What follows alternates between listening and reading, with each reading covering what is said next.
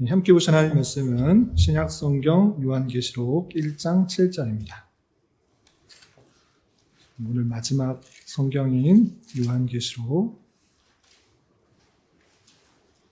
살펴보는 날인데, 주제라고도 할 수 있는 우리 요한계시록 1장 7절 말씀을 함께 봉독하겠습니다.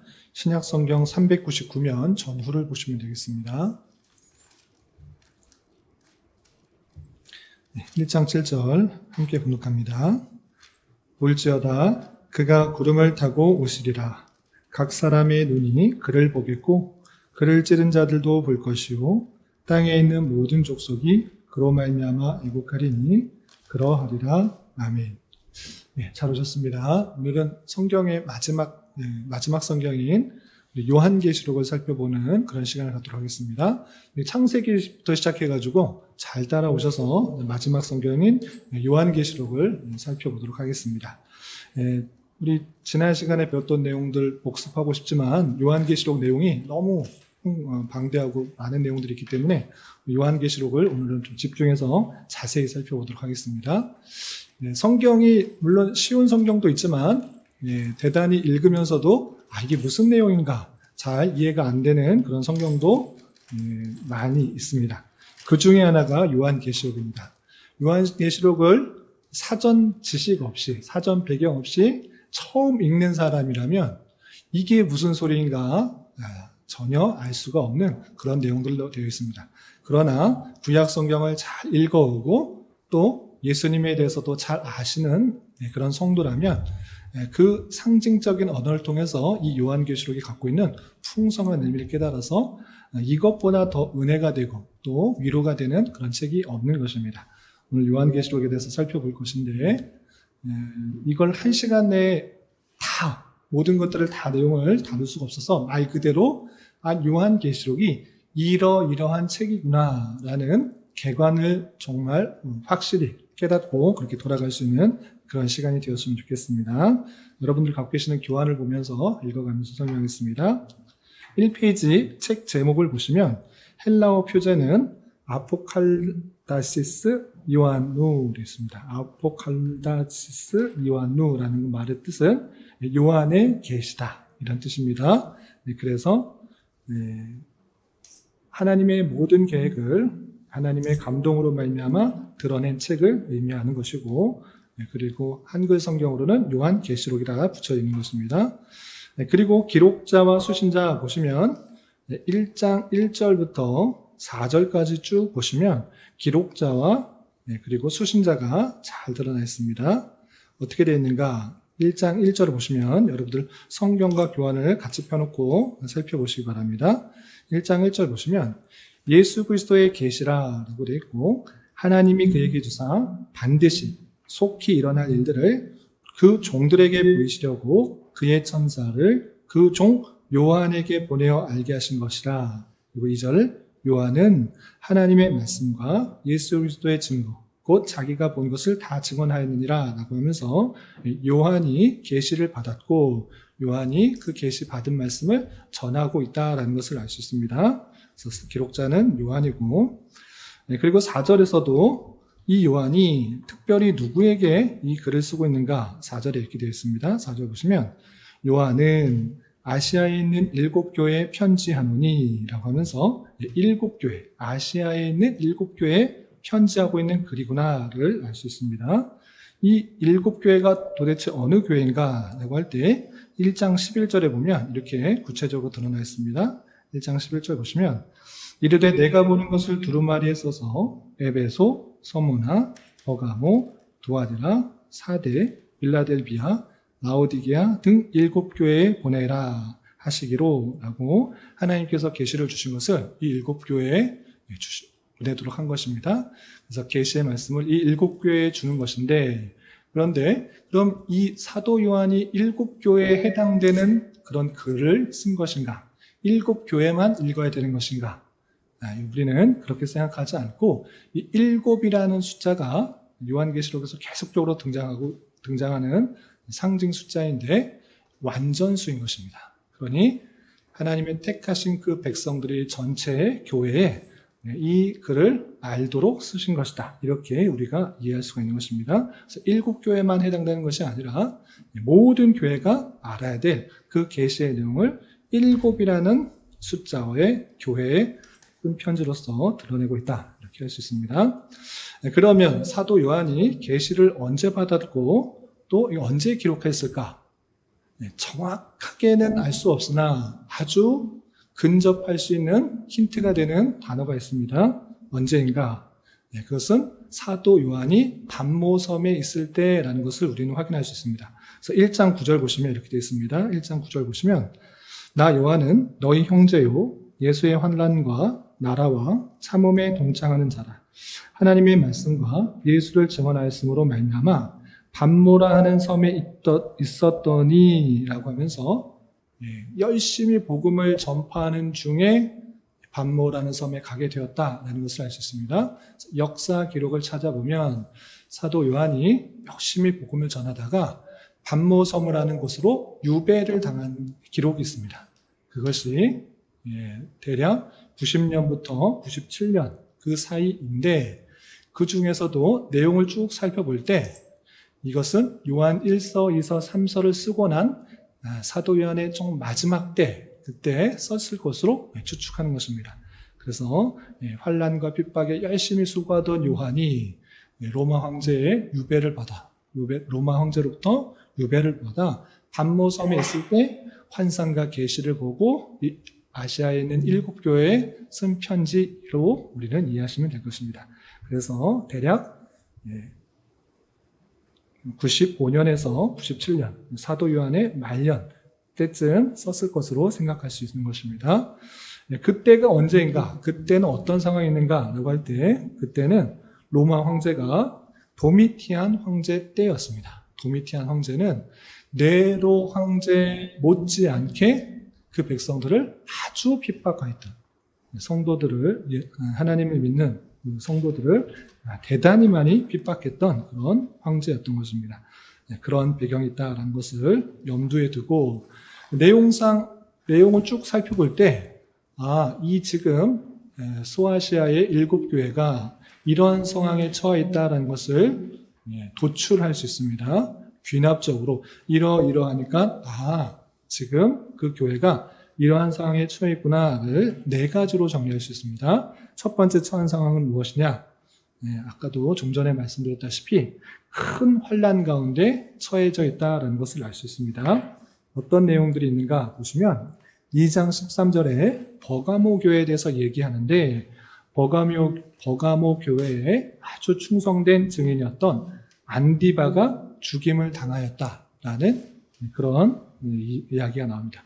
그런 것을 통해서 하나님의 말씀을 잘 가지고 또 충성되게 행할 때 복받고 평안한 길이 있고 성공하고 이런 시대가 아니라 그 일로 말미암아 죽임을 당하는 시대구나 라고 생각할 수 있습니다. 그리고 하나님의 말씀과 예수의 증거를 위하여 죽임을 당한 영혼들이 있다 이런 표현들이 있습니다. 그리고 수많은 성도들과 선지자들이 피를 흘렸다라는 요한계시록 16장 6절의 표현도 있는 것입니다. 또 17장 6절에서는 큰 음녀는 성도들의 피와 예수 증인들의 피에 취하였다 이렇게 표현하고 있습니다. 큰 음녀가 수많은 사람들의 수많은 예수 믿는 증인들을 피를 흘리는 그런 모습들을 보이는 것입니다. 우리는 예수님 믿는다고 누가 잡아 가두지 않습니다. 핍박하지도 않습니다. 죽이지도 않습니다. 그러나 기독교 역사를 보면 예수님을 믿는다고 하는 그 이유는 목숨을 걸고 신앙생활을 하는 그런 때가 있었던 것입니다. 수많은 사람들이 피를 흘려가며 죽었던 그런 때가 있었습니다.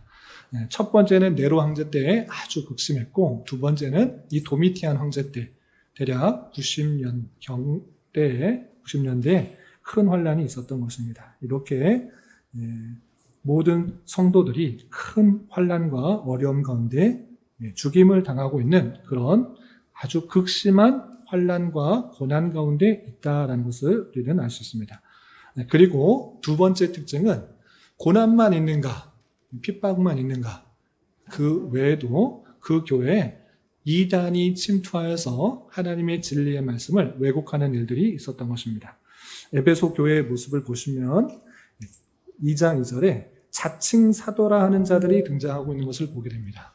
하나님께서 사도를 세우신 것이 아니라 자칭, 스스로 내가 사도다라고 하는 그런 사람들, 그런 이단들이 침투했을 뿐만 아니라 버가모 교회와 빌라델비아 교회에서는 발람의 교훈을 지키는 자들과 거짓말하는 자들이 나타나서 교회를 대단히 혼란스럽게 하고 있다는 것을 알 수 있습니다. 이렇게 그때 당시에 다양한 이단들이 침투하여서 교회를 진리 가운데서 이탈하게 하고 혼란스럽게 하는 일들이 나타나고 있는 것입니다. 그리고 세 번째 특징은 무엇이냐? 그러한 가운데 있어서도 어떤 교회는 신앙적 나태함이 있는 그 모습들을 보게 됩니다.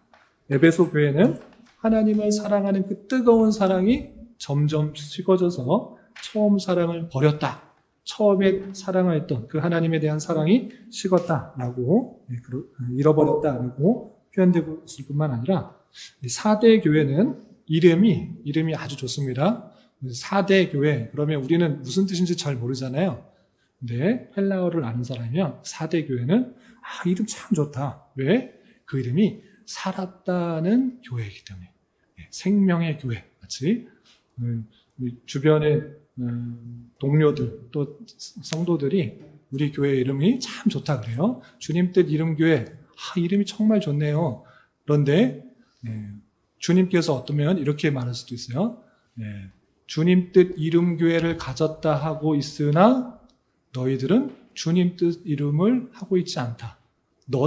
내 뜻 이름 교회를 하고 있다. 이렇게 책망하는 것과 대단히 유사한 것입니다. 살았다는 이름을 가졌으나 죽었다. 그 성도들이 대단히 나태함과 무기력 가운데 있는 것입니다. 이렇게 지적하는 모습도 나타나고 있습니다.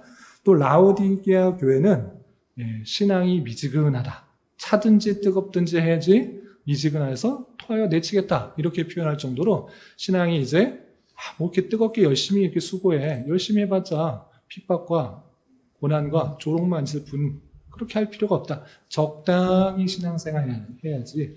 안 믿는 건 아니고 적당히 신앙생활 해야지 하는 그런 사람들이 나타나고 있는 것입니다. 그러나 그러한 모습도 하나님께서는 지적하고 있는 것입니다. 차든지 뜨겁든지 하라는 것은 차라리 차갑게 되라 이런 뜻이 아니라 더욱더 신앙에 열심을 내는 성도로서 살아야 된다 이렇게 표현하고 있는 것입니다. 이렇게 소아시아 7개 중에 7개 그 교회의 모습 중에서는 신앙의 나태함, 뜨거운 사랑을 잃어버리고 죽어있는 듯한 모습을 갖고 있는 그런 모습도 있는 것입니다. 그리고 네 번째 특징은 교회들이 세속화에 빠져 있다. 세속화에 직면해 있다. 정말 세상과 동일해 가는 그런 모습들이 있는 것입니다. 버가모 교회는 하나님만 섬기는 것이 아니라 우상의 제물을 먹으며 행음할 뿐만 아니라 니골라 당의 교훈을 지키는 자도 있었고, 두어디라 교회는 자칭 선지자라는 여자 이세벨을 용납하면서 자기의 은행을 회개하고자 하지 아니하는 모습. 세상 사람들이 다 그렇게 사는데 꼭 교회도 그래야 되는가? 교회도 세상에 속하 있기 때문에 우리도 똑같이 살자. 그렇게 하나님도 섬기며 세상과 구별되지 않는 그런 모습 가운데 나타나는 그런 모습도 있었던 것입니다. 이렇게 당시에 그 교회는 환난과 이단 침투와 나태함과 세속함 가운데 정말 그 교회가 어려운 가운데 있다는 것을 발견하게 됩니다. 그런데 이 모습들을 자세히 살펴보면 그때 당시의 교회만 그런 것이 아니라 오고 오는 세대, 아니 우리 교회에서도 나타나고 있는 다양한 그런 문제들, 그것과 비교하여 살펴볼 수가 있는 것입니다.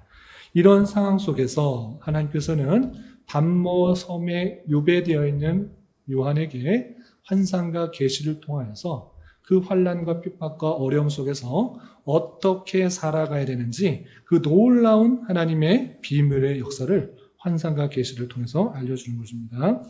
이번 기록 목적을 보시면 본서는 로마 황제의 핍박과 이교 사상의 핑배 및 유대주의자들의 위협에 직면해 있던 교회들에게 보내진 편지로서 심각한 박해로 인해 고난당하며 배교의 유혹을 받고 있는 당시 성도들을 위로하고 고난을 이겨낸 후에 있을 영광스러운 미래를 보여주므로 용기를 갖게 해주기 위해서 썼다라고 할 수 있습니다.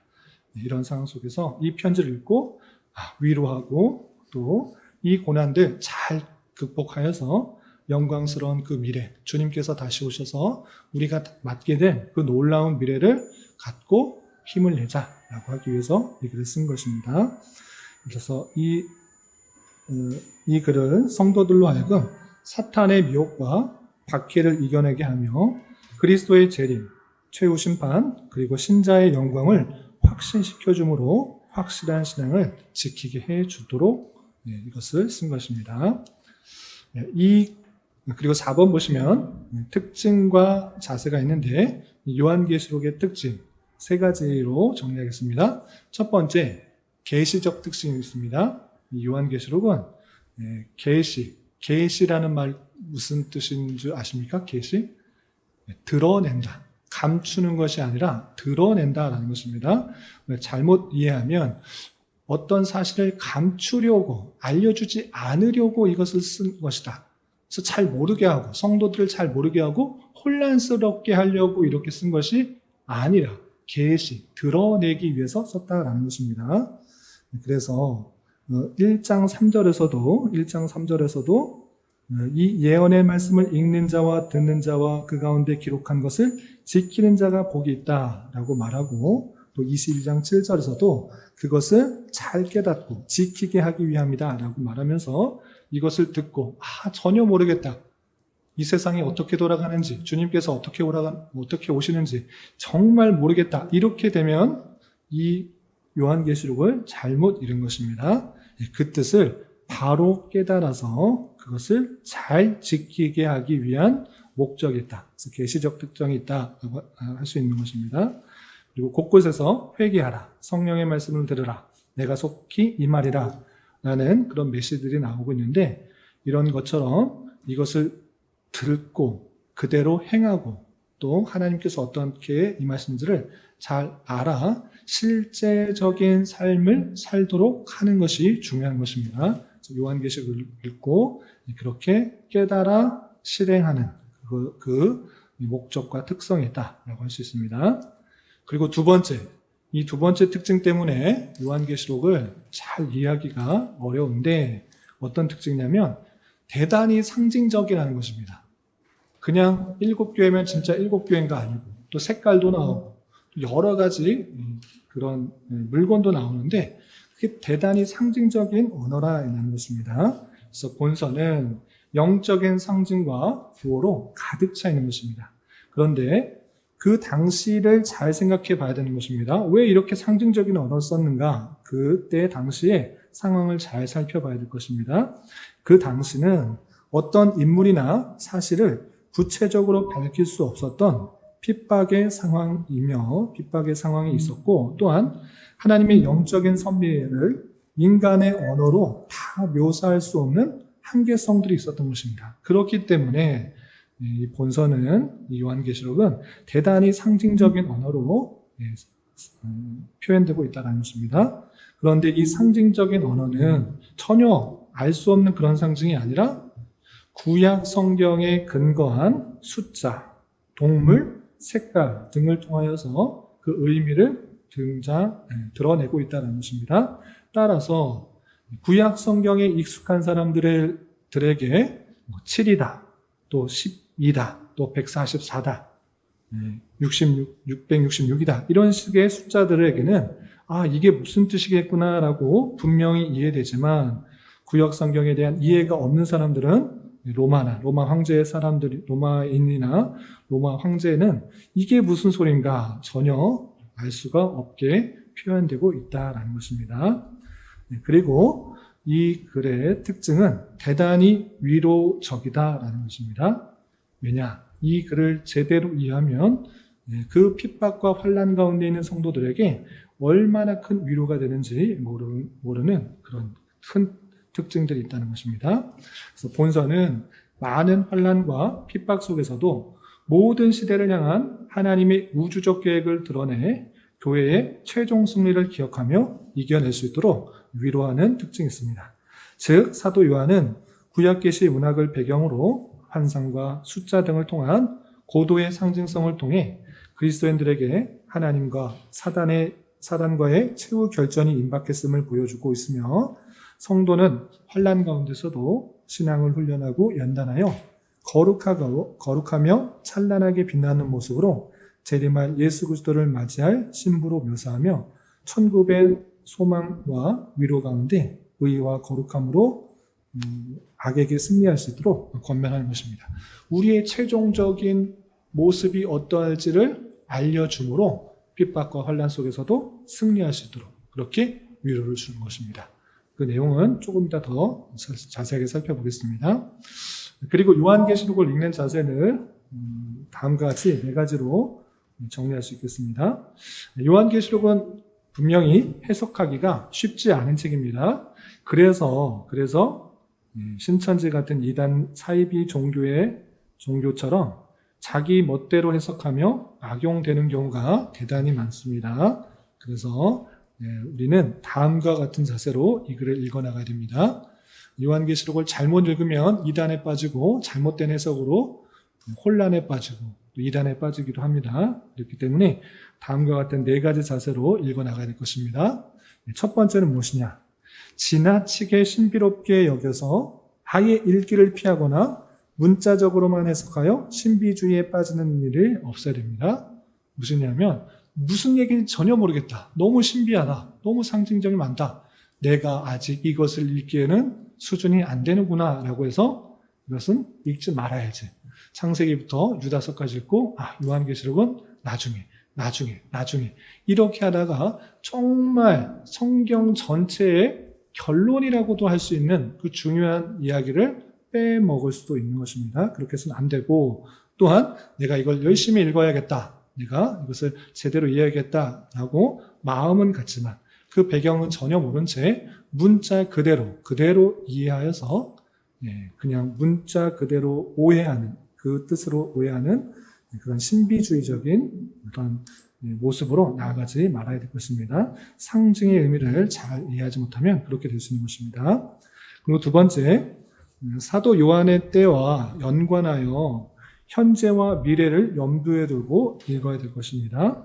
이 계시는 당시에 핍박받는 교회에 1차적으로 준 것이지만 그들에게 국한된 것이 아니라 오고 오는 모든 세대 속에서 하나님께서 이 땅을 어떻게 다스리며 세상의 끝은 어떠한지를 보여준다는 것입니다.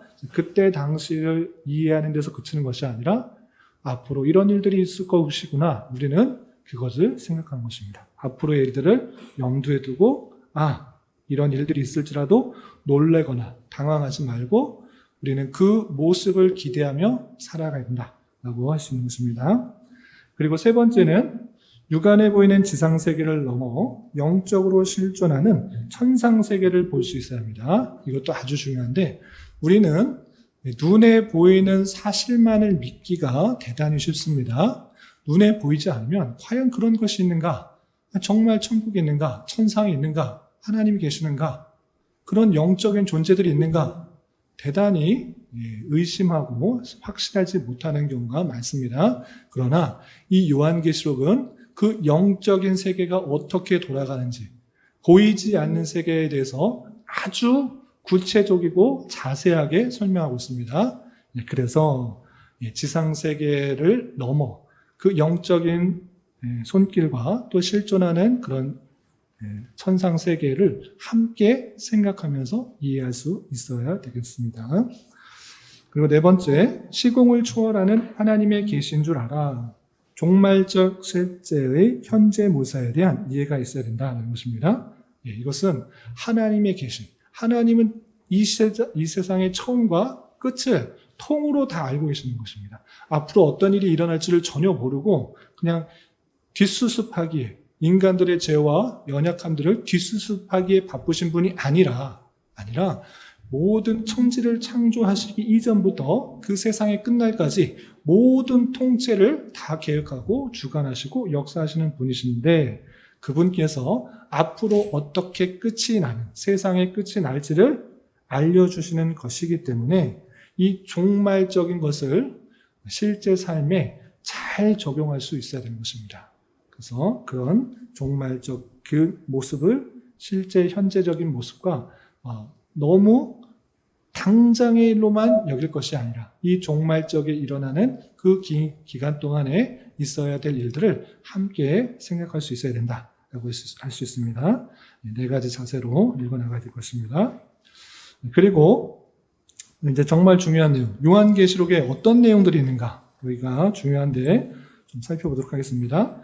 우리가 1장에는 서론이 있습니다. 머릿속에 잠시 교환을 덮어 놔두시고 머릿속에 딱 생각을 해 두시기 바랍니다. 처음과 끝은 서론과 결론이다, 이렇게 생각하시면 되겠습니다. 처음과 끝, 서론과 결론이 있고 그 가운데 정말 하고 싶은 이야기가 있는데 앞부분에는 어떤 내용이 있는가? 2장 3장에 7교회에 보내는 편지의 내용이 있습니다.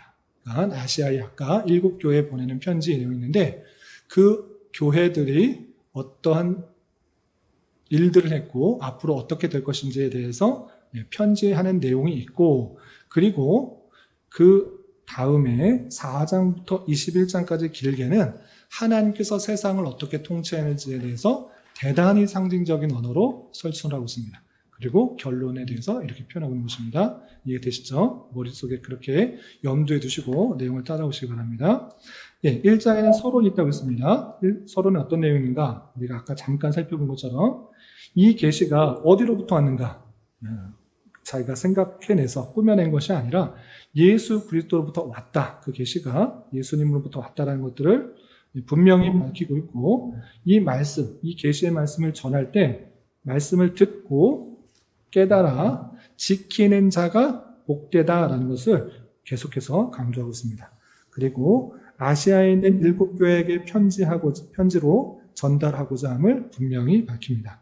그래서 7교회에게 물론 1차적으로 전달하는 것이겠지만 7이라는 상징적인 숫자의 의미에 따라서 모든 교회가 깨달아 알아야 될 그런 내용으로 우리는 이해해야 될 것입니다. 그리고 사도 요한은 지금 반모섬에 있으나 예수 그리스도께서 보이신 환상을 기록하도록 명령하셨음을 강조합니다. 그래서 자기가 체험한 그 반모섬에 체험한 그 예수님의 놀라운 형체와 그 아름다움과 영광을 깨달으면서 내가 이것을 기록할 수밖에 없고 또 이 기록을 통하여서 너희들이 잘 지켜서 복된 자가 되기를 원한다. 이렇게 서론적인 내용들을 하고 있습니다. 그리고 2장부터 3장에서는 7교회, 소아시아 7교회에 대해서 편지하는 내용이 나옵니다. 그런데 이 7교회의 내용을 읽어보시면 알겠지만 대단히 형식이 유사하게 됩니다. 어떻게 되느냐? 도입부에서는 내가 누구에게 있는, 어느 교회에 있는 사자에게 편지를 하노라 라고 그 수신자에 대해서 설명하고 있고, 그리고 그것을 보내는 분이 누구인지를 묘사합니다. 똑같이 예수님이 그 교회에 보낸다 이렇게 표현하지 않고 그 자기가 반모섬에서 보았던 영광 중에 만났던 그 예수님을 하나하나 묘사해서 한 부분씩 묘사해서 상징적으로 표현하고 있는 것입니다. 그리고 각 교회의 행위를 전부 아신다 이렇게 표현합니다. 내가 너의 행위를 아노니, 내가 너의 행위를 아노니, 그 모든 성도들의 행위를 다 아신다. 그 아시는 하나님이라는 것을 우리는 확인하게 됩니다. 그리고 그 행동을 다 아는데, 너의 행위를 다 아는데 칭찬할 것과 또 책망할 것들을 설명합니다. 칭찬할 것들, 어떤 것들은 칭찬을 받을 것이고 어떤 것은 잘했다 이렇게 말할 뿐만 아니라 또 이런 것은 잘못했다라고 말하면서 칭찬과 또 책망을 가까이 하는 것을 보게 됩니다. 그런데 책망할 것이 없는 교회도 물론 있습니다. 책망할 없는 교회는 서머나 교회와 빌라델비아 교회는 책망할 것이 없는 그런 칭찬만 받은 그런 모습들이 있습니다. 어쨌든 이 7교회의 칭찬과 또 책망들을 통하여서 모든 성도들이 잘못하고 있는 부분들, 그것들을 지적하고 올바르게 해야 될 것을 알려주고 잘못한 것들을 올바로 바로 잡아 그것에서 승리하게 되면 어떻게 될 것인지를 알려줍니다. 그것을 다양하게 약속을 하는데 이기는 자에게 주어진 하늘에서의 약속에 대해서 설명하고 있습니다. 예를 들어서 에베소 교회에 잘못한 것 무엇이냐? 2장 4절을 보면 너는 책망할 것이 있는데 너의 첫사랑을 버렸다라고 말을 하고 있는데 그것을 회개하고 이기면 어떻게 되는가? 2장 7절에 이기는 그에게는 내가 하나님의 낙원에 있는 생명나무의 열매를 주워 먹게 하리라. 이기는 자에게 이런 열매들을 약속하고 있는 것을 보게 됩니다. 또 2장 8절부터 11절까지 서모나 교회에 대해서 표현하고 있는데 이 서모나 교회에 있어서는 이기는 자에게는 어떤 것을 주냐? 2장 11절에 이기는 자는 둘째 사망의 해를 받지 아니라 라고 되어 있고 또 12절부터 17절까지는 버가모 교회에 하고 있는데 17절 마지막 보면 이기는 그에게는 감추었던 만나를 주고 또 흰돌을 줄 터인데 그 돌 위에 새 이름을 기록한 것이 있나니 받는 자밖에는 그 이름을 알 사람이 없느니라 그랬습니다. 각각의 교회에 이기는 자에게 무엇을 준다 반복되고 있는데 여기서 알아야 될 것은 이 교회는 이렇게 이기면 이것을 주고 이 교회는 이렇게 해서 이기면 이것을 주고 서로 다른 선물을 주는구나로 생각할 것이 아니라 이 모든 것은 동일하게 하늘에서의 그 영광을 주고 있다라는 것입니다. 처음에 우리 에베소 교회에서도 이기는 그에게는 내가 하나님의 낙원에 있는 생명나무의 열매를 주워 먹게 하리라. 이것도 하늘에서 영원한 하늘에서의 그 모습이고 또 2장 11절에 이기는 자는 둘째 사망의 해를 받지 아니하리라. 이것은 최후의 심판 때에 지옥에 가지 않고 천국에서의 하늘에서의 영원한 삶을 약속하는 그런 내용이고 또 2장 17절에서도 감추었던 만나를 주고 또 흰돌을 줄 터인데 이것도 천국에서의 삶을 약속하는 것입니다. 또한 건너뛰어서 2장 26절에서도 이기는 자와 끝까지 내일을 지키는 그에게 만국을 다스리는 권세를 주리니 라고 하는 것은 이것도 마찬가지로 하늘에서의 이제 주님과 만국을 다스리는 권세에 대해서 표현하고 있는 것입니다.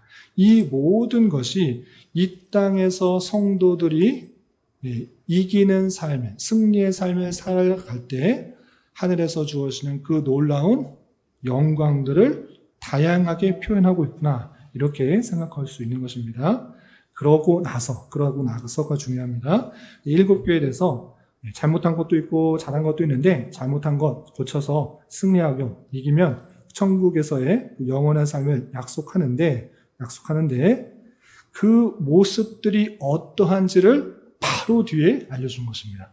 그래서 4장과 5장에서는 이제 승리하게 되면 내가 약속하는 것, 이기는 것에 대해서 약속했는데 그 삶이 어떤 것인지를 딱 보여준 것입니다. 그것이 천상 예배인 것입니다. 우리가 하늘에서 그 놀라운 영광을 어떻게 갖고 있는 것입니까? 도대체 우리가 죽고 나서 하늘에 가면 어떠한 삶을 살아가는 것입니까? 라고 대단히 궁금해할 수 있는데 우리는 그 하늘에서 하늘 보좌에 계시는 그 하나님께 영광과 경배를 돌리는 모습 가운데 있을 것이다. 바로 뒤에서 설명하고 있는 것입니다. 그래서 이기는 자에는 어떠한 삶을 살 것인지 4장과 5장에 걸쳐서 설명하고 있는 것입니다. 이것이 이른바 천상 예배인 것입니다. 성도들이 궁극적으로 있게 될 하늘에서의 모습을 이 천상 예배로 통해서 보여주는데 이 천상 예배는 어떤 내용이 있는가? 7교회에 보내는 편지 후에 사도 요한은 바로 하늘에 열린 문을 통하여 천상 예배를 경험하게 됩니다. 그것은 하늘 보좌를 둘러싼 네 생물과 24장로들과 그의 아름다운 보석들도 있고 또 그들을 둘러싼 많은 천사, 수많은 천사들 그런 모든 피조물들이 하나님께 영광을 돌리며 경배하는 모습을 볼 수 있습니다. 그리고 24장로들도 자기가 쓴 면류관을 하나님 앞에 드리면서 그 모든 영광을 주님께 돌리는 그 모습을 보이고 있는 것입니다. 이것이 우리가 하늘에서의 모습입니다. 다시 한번, 우리 죽으면 어떻게 됩니까? 하늘로 가고 지옥으로 가고 도대체 어떻게 되는 것입니까? 하늘에서 뭐 하는 것입니까? 거기서 도대체 무엇을 하는 것입니까? 성경에서 다양한 표현은 없는데 분명하게 드러난 것은 그곳에서 하나님의 온전한 영광을 보며 모든 택하신 백성들이 그에게 경배하는 그 모습을 가질 것이다. 이렇게 표현하고 있는 것입니다. 그 내용이 억지로 하는 것이 아니라 나 예배 드리기 싫은데 일주일에 한번 예배 드리는 것도 시간도 안 가고 지루하고 재미도 없는데 이럴 것이 아니라 그 놀라운 영광들이 정말 깊이 깨달아져서 내가 정말 죽어서 지옥에 가야 마땅한 그런 존재임에도 불구하고 불쌍히 여겨주시고 택하여 주시고 은혜를 주셔서 구원해 주신 그 놀라운 그 하나님의 영광을 볼 때 정말 기쁜 마음으로 감사한 마음으로 주를 높이는 그런 일들이 있을 것이다. 그것을 알려주고 있는 것입니다. 이것은 영원히 지속될 천상에서의 예배일 것이다. 우리가 궁극적으로 주일날마다 예배하는 이유가 무엇이냐? 이후에 우리가 생을 마치거나 아니면 주님께서 다시 오시는 그날에 궁극적으로 하나님만을 예배하고 찬양할 그 모습을 기대하며 하는 그런 모습으로 있는 것입니다. 그래서 천상 예배에 대해서 바로 4장과 5장에 알려줍니다. 그리고 나서 어떤 내용이 나오냐? 아주 유명한 7인, 7나팔, 7대접의 재앙이 나옵니다. 그런데 이것을 시간의 순서대로 이해하면 안 됩니다. 세대주의의 경향을 갖고 있는 사람들은 이것이 7인 중에 7인이 끝나면 또 7나팔이 불고 7나팔이 불면 7대장이 나온다. 이렇게 시간 순으로 설명하고 있는데 우리는 그렇게 이해하지 않고 하나님의 통치 섭리의 다각적인 모습으로 이해하는 것이 우리의 견해인 것입니다. 어떻게 이해하는가? 7인이 왜 나오는지를 먼저 알아야 될 것입니다. 7인이 뭐죠? 도장.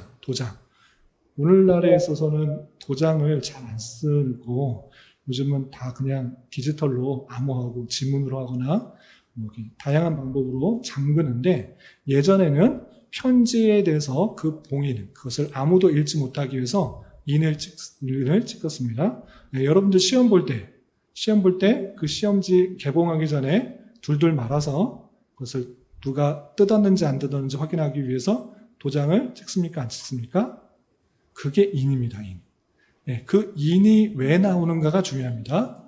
아까 천상 예배를 드리는 장면이 4장과 5장에 나왔다고 했습니다. 그런데 그 하늘 보좌 계시는 이의 우편에 두루마리가 있었던 것입니다. 그 두루마리에 7인이 있었기 때문에 7인을 떼는 이야기가 나오는 것입니다.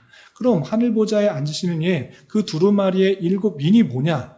그것은 하나님께서 이 세상을 어떻게 통치하시는지 모두에게 가려져 있는 하나님의 섭리인 것입니다. 그래서 그것은 아무도 볼 수가 없어서 사도 요한이 울었다라고 표현했습니다. 아무도 볼 수가 없고 하나님께서 어떻게 통치하시는지 알아야지 내가 그것에 대해서 이해하고 살아갈 텐데 아무도 보는 이고 볼 수 있는 이가 없다는 것을 통해서 울고 있었는데 근데 천사가 왜 우냐? 그거 뗄 수 있는 사람이 있다 라고 말해주고 그것은 다름 아니라 어린 양이 뗄 수 있다라고 표현하고 있습니다. 그래서 어린 양, 진짜 양이 어린 양이 뗄 수 있다라는 것이 아니라 이 어린 양의 상징은 다름 아니라 구약에 계속해서 예표되고 있는 메시아, 그리스도가 뗄 수 있다라는 것입니다. 그래서 하나님의 그 놀라운 가려져 있는 그 놀라운 계획들은 예수 그리스도만이 뗄 수가 있고 그 예수 그리스도, 어린 양이 하나씩 떼는 장면이 나오는 것입니다. 그래서 6장 1절을 보시면 내가 보매 어린 양이 7인 중에 하나를 떼시는데 어린 양은 예수 그리스도입니다. 예수 그리스도께서 하나님의 가려져 있는 그 비밀의 통치 섭리를 하나 뗄 때마다 흰 말이 나타나고 붉은 말이 나타나고 검은 말이 나타나고 청황색 말이 나타나고 등등등 다양한 말들이 나타나서 이 땅을 계속해서 좌지우지합니다. 그런데 이것도 대단히 상징적인데, 흰 말은 거짓 평화, 또 붉은 말은 전쟁, 검은 말은 기근 등등등 죽음과 순교, 그 모든 이 땅에서 일어나는 여러 가지 일들이 우연히 일어나는 것이 아니라 하나님의 그 놀라운 통치, 섭리 가운데 있다는 것을 알게 되는 것입니다. 그 비밀이 벗겨지니까 이거 다 있었네? 그 비밀이 벗겨지니까 그것들이 시행되네? 라고 하면서 이 땅에 눈에 보이는 전쟁과 또 기근과 죽음과 순교 등등 여러 가지 일들이 우연히 일어나는 것이 아니라 하나님의 다할 수 없는 계획 가운데 있었구나를 깨닫게 되는 것입니다. 그리고 나서 6번째 인까지 떼고 7째 인을 뗄 때 어떻게 되는가? 7째 인을 뗄 때 7 나팔이 불기 전에 일들이 일어납니다. 7째 일, 그러니까 쉽게 말해서 7째 인을 떼면 7 나팔을 불기 시작하는데 그 사이에 있는 일이 있습니다. 그 사이에 있는 일이 아주 중요합니다. 그 일이 무엇인가? 그것은 8장에 이렇게 되어 있습니다. 8장 1절 보시면 7째 인을 떼실 때 다른 때는 말이 나타나서 다양한 색깔의 말들이 나타나서 이 땅에 여러 가지 일들을 했는데 그렇게 하지 않고 어떻게 하는가? 하늘이 반 시간쯤 고요하더니 되고 4절 보시면 성도의 기도와 함께 천사의 손으로부터 하나님 앞으로 올라가는지라 천사가 향로를 가지고 제단에 불을 담아다가 땅에 쏟음에 우레와 음성과 번개와 지진이 나더라 되어 있습니다. 7인을 뗄 때 7 나팔을 불기 시작하는 그 전에 갑자기 성도의 기도와 함께 하늘로 올라갔다가 향로를 쏟아서 제단에 불을 담아 쏟아서 우레의 음성, 번개와 지진이 났다라고 했습니다. 이게 무슨 뜻인가를 잘 이해하는 것이 중요한데 그것은 무엇이냐? 하나님께서 그 놀라운 계획을 시행하는 데 있어서 성도들의 기도를 받으시고 역사하신다. 이것들을 보여주는 것입니다. 아주 중요한데 하나님께서 알아서 그냥 통치하니까 성도들은 뒷짐지고 보고만 있어. 이렇게 하지 않으시고 그 성도의 기도와 함께 그 향연이 올라가는데 그 모든 기도를 받으시고 그것을 땅에 쏟을 때 하나님의 그 놀라운 통치 섭리, 번개, 우레, 음성, 지진이 나고 있는 것을 보게 됩니다. 이러므로 하나님께서 알아서 통치하시고 섭리하시니까 성도는 그냥 가만히 있는 것이 아니라 하나님께 기도하고 간구할 때 그 기도를 다 들으시고 하나님께서 역사하신다는 것들을 알려주는 것입니다. 그리고 나서 나팔이 7 나팔 가진 자가 7 나팔 가진 천사가 나타나서 하나씩 나팔을 불기 시작합니다. 7미는 하나님의 계시, 하나님의 통치 섭리가 갈려져 있던 것이 벗겨지는 것이고 나팔은 무엇이냐? 그것은 하나님의 통치가 시행된다라는 것을 의미하는 것입니다. 오늘날에 있어서 대통령이 행차할 때 이렇게 빵빠레를 부는 경우가 거의 없는데 우리가 사극 같은 거 볼 때 왕이 행차할 때 나팔수들이 아주 나팔을 불면서 왕이 나타난다, 왕이 지나간다 하면서 모든 사람 엎드리라 이런 식으로 그 행차를 알리는 것을 보게 됩니다. 그만큼 하나님께서 성도들의 기도를 들어서 실제적으로 행하시는 역사를 나타내기 위해서 나팔이라는 상징을 쓰고 있다라고 그렇게 이해하시면 좋겠습니다. 그래서 7 나팔을 가진 천사가 나타나서 하나씩 부르는데 어떤 일들이 일어나느냐? 땅에 피와 우박과 불이 떨어지며 큰 별이 떨어지고 물이 쓰게 되는 일들이 일어날 뿐만 아니라 무적행의 열쇠를 받은 자가 사람을 괴롭게 하는 일이 나타나기도 합니다. 그러나 여기서 중요합니다. 하나님께서 이것들을 다 시행하시는데 그런데도 이 악한 사람들이 악한 천사와 악한 사단이 악한 무리들이 계속해서 그 성도들을 괴롭히는 일이 나타나고 있습니다. 여기서 중요합니다. 나팔을 부는데도 하나님께서 그 택하신 백성들이 고통당하는 일들이 나오고 있다, 나오고 있지 않다? 나오고 있다. 그런데 이때 고통받는 것에 그 내용을 잘 살펴보면 모든 사람에게 미치는 것이 아니라 제한된 사람, 제한된 기간에 미치고 있다라는 것을 아는 것이 중요합니다. 다시 한번 하나님의 나팔이 울려질 때 다양한 재앙들이 나는데 그 속에서 무저갱의 열쇠를 받은 그 타락한 천사가 계속해서 괴롭히는 일들이 나오고 있습니다.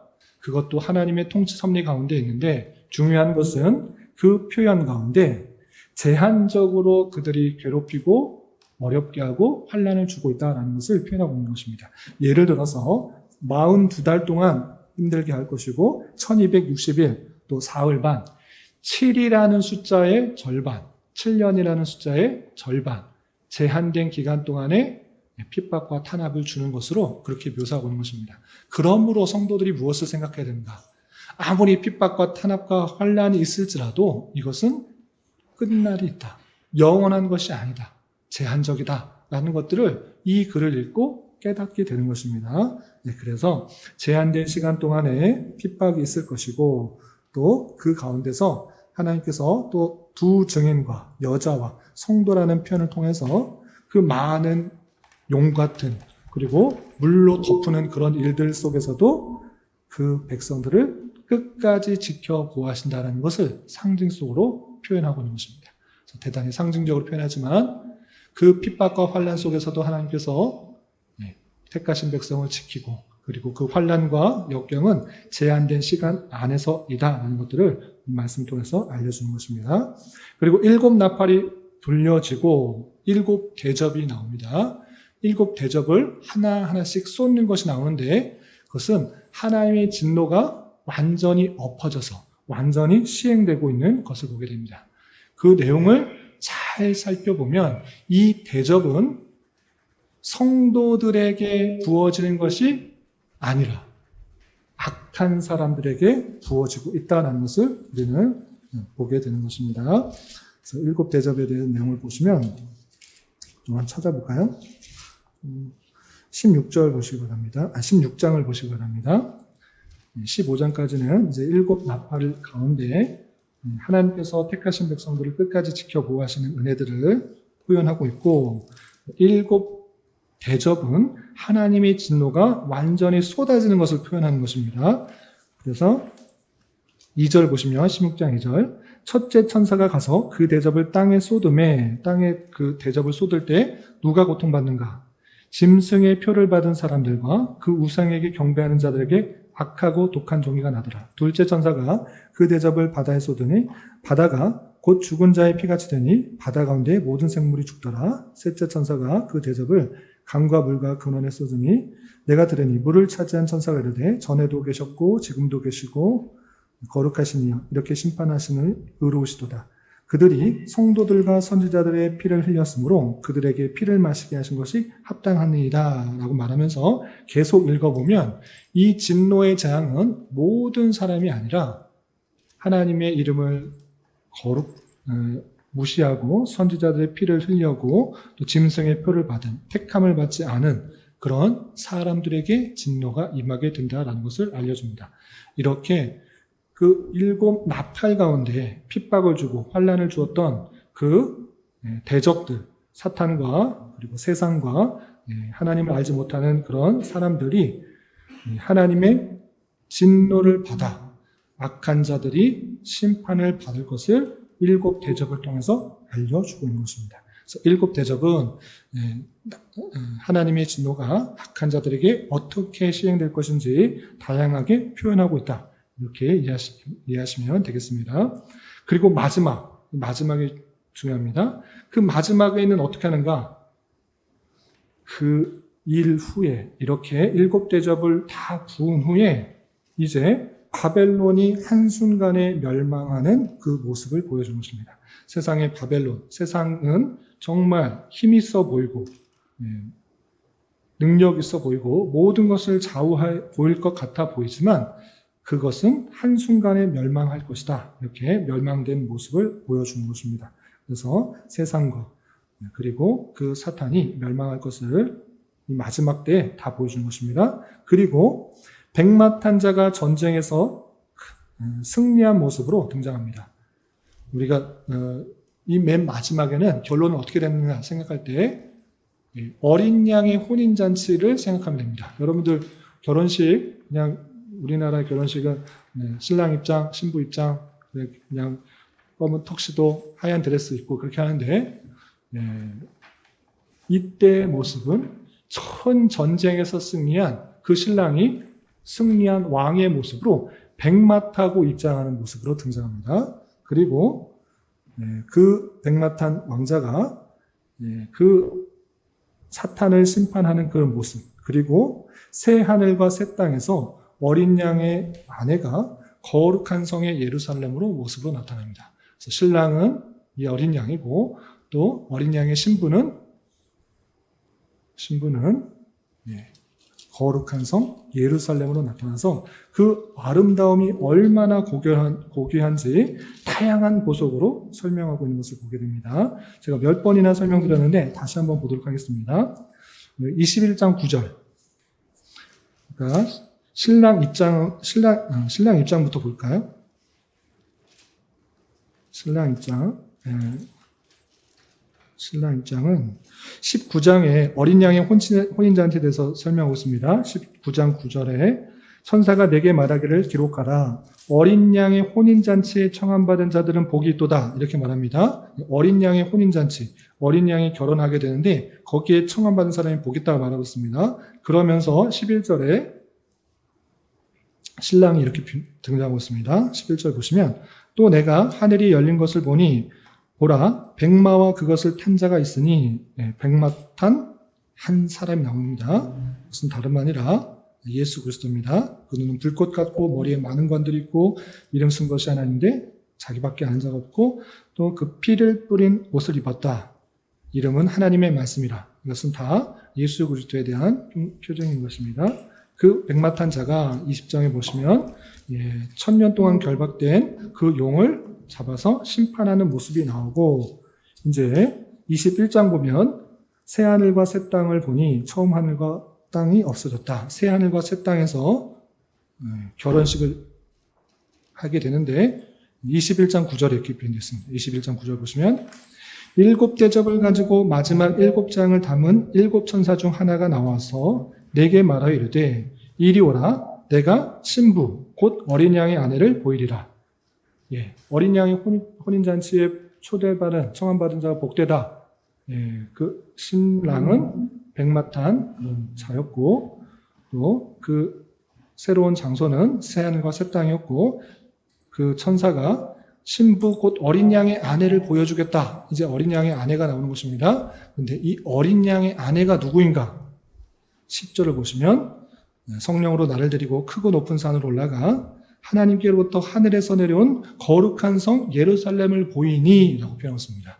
그래서 어린 양은 거룩한 성 예루살렘인 것입니다. 그런데 이 거룩한 성 예루살렘을 잘못 이해하여서 이것을 장소적인 측면으로 이해하면 안 됩니다.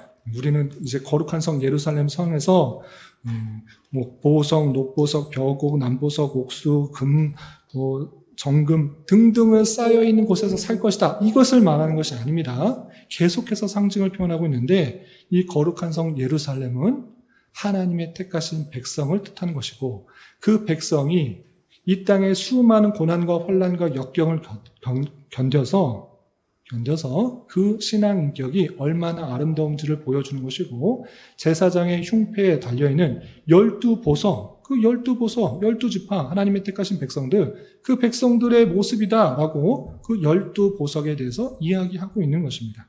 이렇게 그 어린 양의 신부, 아내는 다름 아니라 거룩한 성 예루살렘이고 그것은 신앙인격으로 잘 훈련된 그 택하신 백성이다라는 것들을 알려준 것입니다.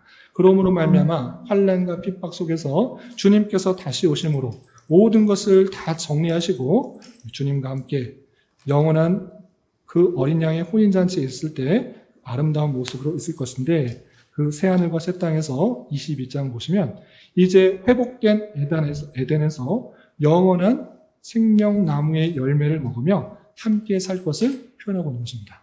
신랑 신부가 결혼하여서 영원히 행복하게 잘 살았다 이렇게 말하는 그 내용으로 요한계시록은 정리되고 있는 것입니다. 그리고 맨 마지막 끝에는 종결, 이 모든 것의 결론을 이렇게 말하고 있습니다.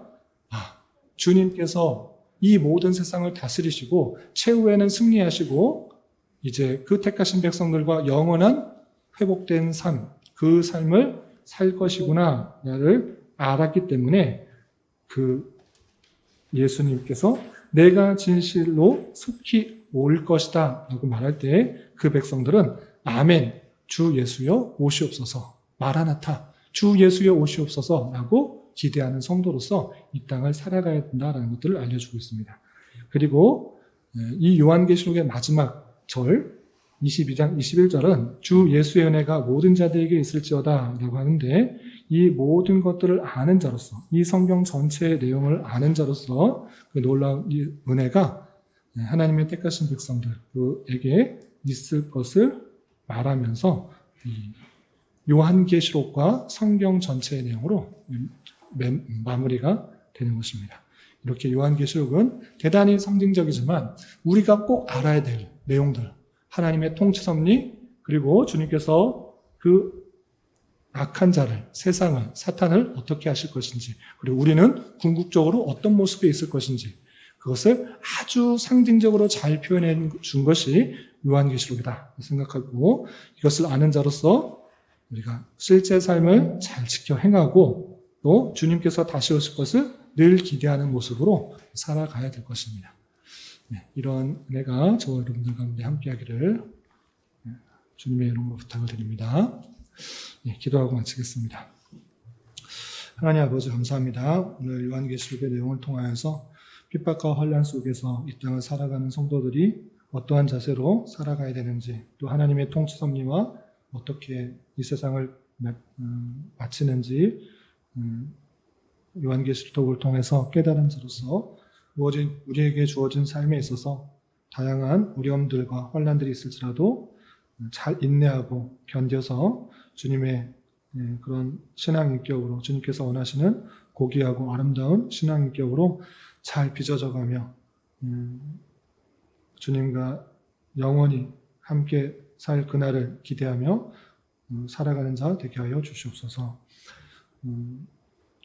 주님께서 우리 교회를 이곳에 세워주셨사오니 이곳에서 또 하나님 말씀이 잘 선포되게 하시고 그 말씀으로 힘을 얻고 위로를 얻고 능력을 얻어 주어진 삶을 잘 살아갈 수 있는 하나님께서 찾으시고 원하시는 교회로 잘 성장할 수 있도록 인도하여 주시옵소서.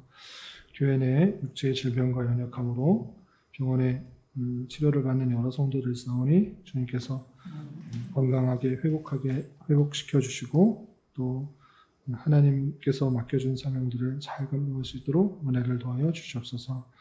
또 이 자리에 함께 있는 어린 자녀들 주님께서 지혜와 능력을 주셔서 학업들 잘 감당케 하여 주시고 또 맡겨주신 달란트를 잘 개발하여 주님의 교회와 사회에 선한 도구로만 쓰임받을 수 있도록 은혜를 더하여 주시옵소서.